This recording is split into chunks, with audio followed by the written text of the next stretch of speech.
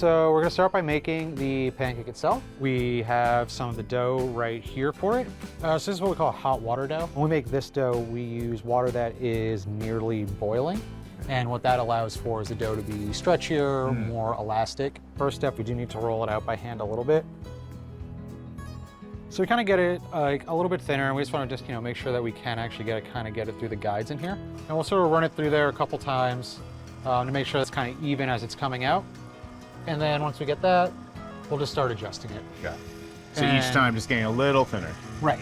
Every time we're doing it, we're getting a little bit thinner. All right, looks like we're making ravioli here. But... A little bit, right? Yeah. So I think here, sometimes it gets a little sticky, so this is just regular flour. When you're making as many of these as we do, it can really ruin your morning. Get a stuck pasta machine. You don't want a line of angry customers out the door? No.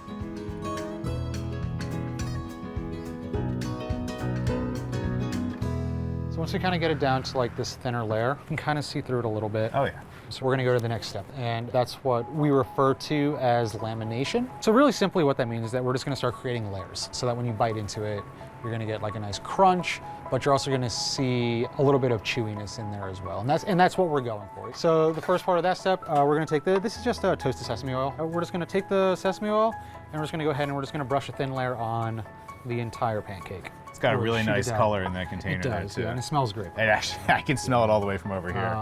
We'll take scallions and do a sprinkle of those across the dough.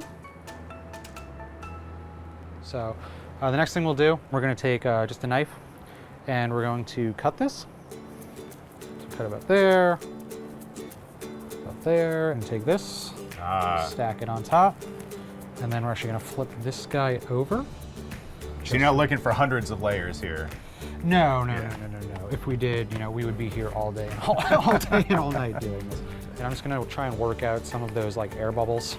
And we're just gonna try to get it to length. And we are trying to work it down, get it thinner. So we're gonna just square up our edges on here. And then we're gonna cut it down. So we'll split it. Add a little bit more flour on there. Set that aside, move on to the next one. It is a lot of work for a single pancake. It is. But I guess that labor is what makes it all worth it in the end. I do like to think so. And then what we do, we wind up with our pancakes. Obviously, with a breakfast sandwich, we got the fill-ins to contend with as well, right? That's right. We have a bacon option, a sausage option, and then a kimchi option. Our kimchi is a little bit different in that we keep salted shrimp out of it, and that allows us to, have a vegetarian option, and it's a little bit lighter. Yeah. The sandwich itself is pretty heavy, and you'll see in a little bit. The other really important part in any breakfast sandwich that you're looking for are the actual eggs themselves. You want the steaming route, something that you will see sort of in Chinese cuisine. But we knew we wanted something that was gonna be light, that was gonna be floppy, that was gonna be delicious and cheesy. So those are all words that I like to hear. Right? Yeah, we'll take some eggs. Oh, you've mastered the one-handed egg crack. I have. I'm still working on it. By necessity, right?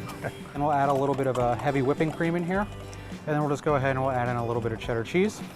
Season it with a little bit of salt. Season it with a little pepper. So then we'll pour the eggs into a greased pan. And from there, we'll put it in our steamer. They'll usually cook for about 6 or 7 minutes until they're light and fluffy.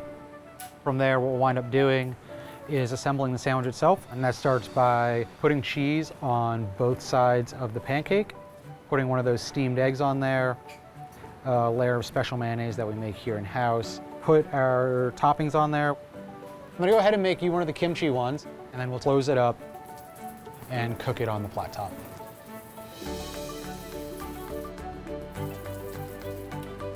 And then we'll serve it with a side of chili crisp that we make in-house. Matt, Tim, thought I knew what a breakfast sandwich looks like. Apparently I was wrong. I cannot wait to try this.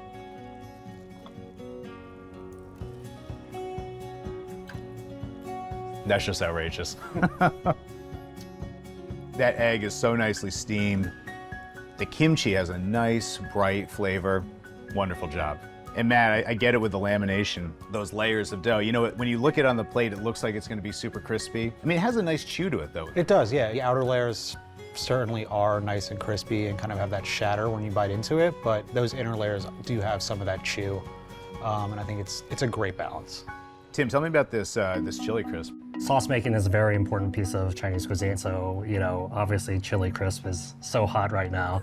And so Matt put together, I think one of the best versions out there.